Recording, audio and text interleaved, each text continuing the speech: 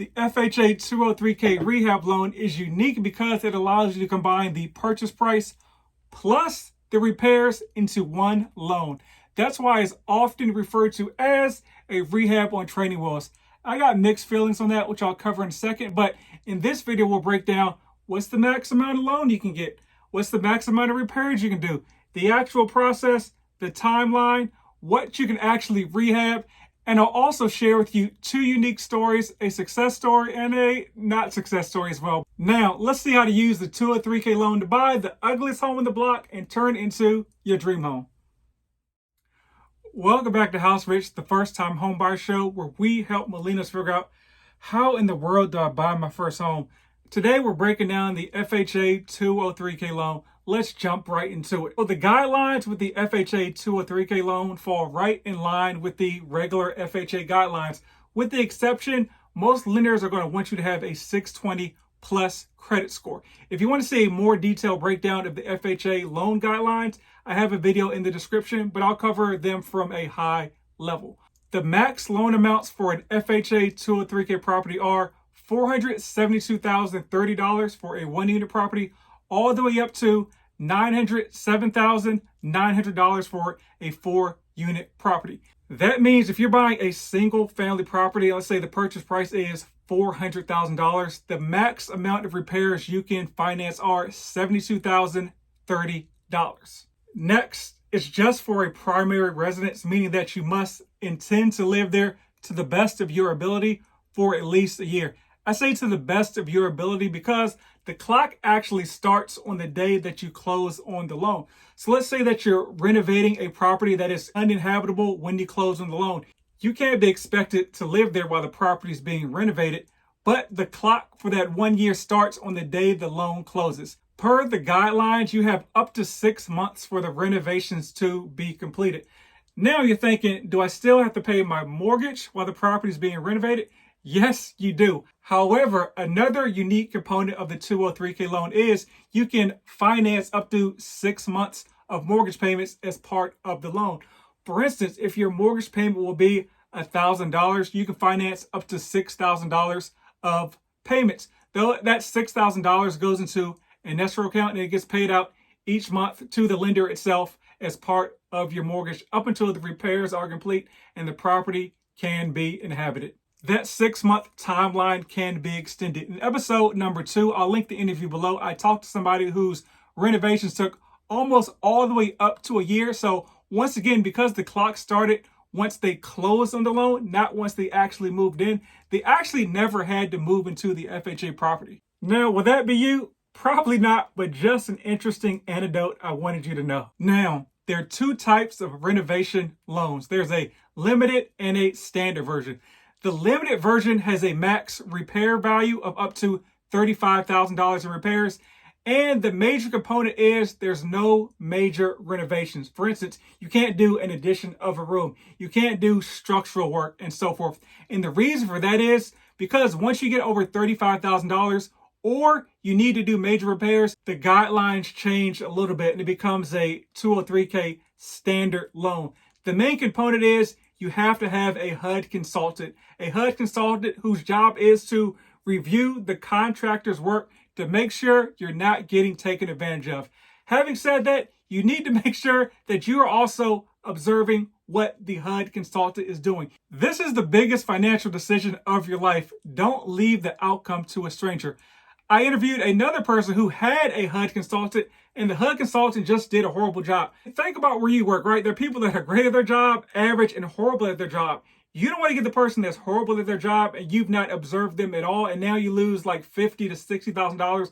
Like previous guest of the show, Eugene Marshall, I will link his interview down below as a cautionary tale as well. So what can you do in that scenario? Well, you can hire a observer to observe the HUD consultant. It seems dumb, but once again, biggest financial decision of your life, whatever amount of due diligence you feel you need to do, go and do it. You can just hire a random person or your dad to come by and to look at the work, and at least the HUD consultant knows there's somebody looking over your shoulder, so they may do a little bit more, even though the person observing the HUD consultant may have no idea what they're doing, but they have a clipboard and a pen, so they look smart, right?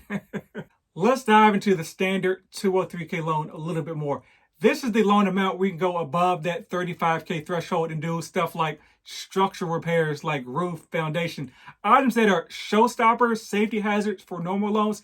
For instance, if you're trying to get a conventional loan and the property has foundation issues or roof issues, those will have to be fixed prior to the lender funding the loan. Or if somebody owns a home and they have foundation or roof issues, they cannot do what's called like a cash out refinance in order to get money to repair those issues, because a refinance is just a new loan and the lender will not fund that loan. This gives you the opportunity to buy distressed homes or homes that traditionally could only be purchased with cash. Now, you can't use it for stuff like put a pool in the backyard, put a gazebo in the backyard, put a fire pit in the backyard, stuff that looks cool but adds really no value to the property or on the X-dot list for the 203K loan, whether it's standard or limited. Your rate's going to be 1 to 2% above the market rate, which makes sense because your interest rate is a calculation of the lender's risk to lend money to you.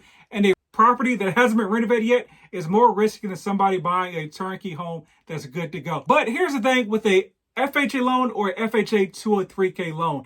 Your goal should be to refinance out of that loan anyways, because that mortgage insurance, remember, stays on the loan for the life of the loan. You want to take your FHA loan and refinance into a conventional loan as quick as possible. And you don't have to wait to have a 20% loan to value ratio to refinance it into that conventional loan. The repairs have to be done by a licensed contractor, but like 10% of sweat equity can go towards the repairs if you're handy with a hammer.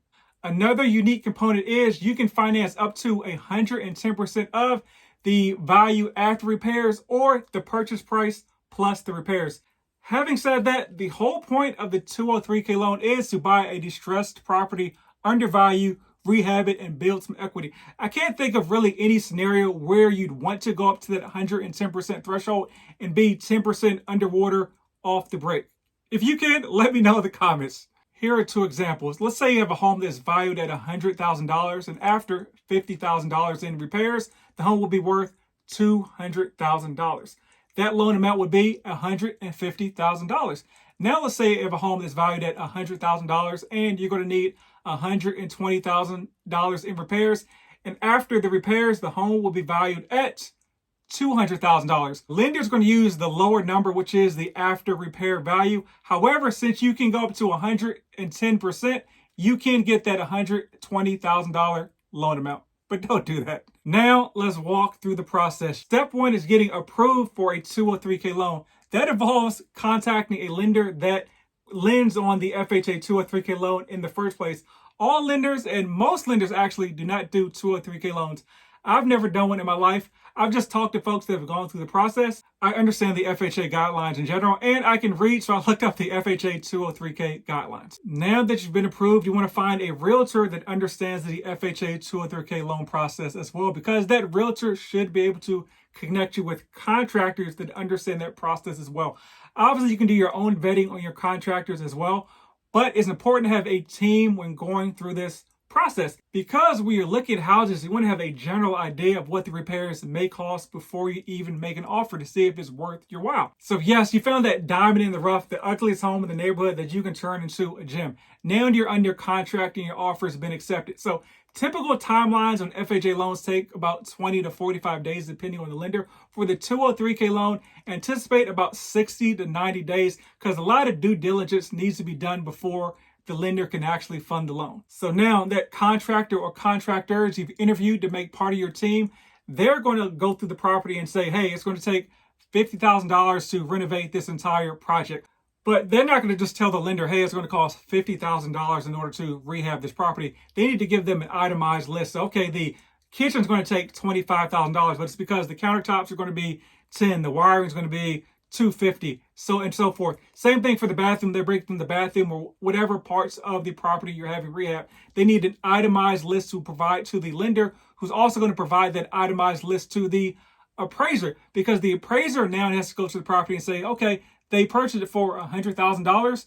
They're going to do $50,000 worth of renovations. I can see the renovations on this paper right here. That makes sense. Okay, yeah, the property will be worth $200,000 after the repairs have been done. So boom, all that's been done. You've gone through underwriting and now your loan is approved. bam, not over yet. So the seller of the property gets their $100,000, which is the sales price of the property.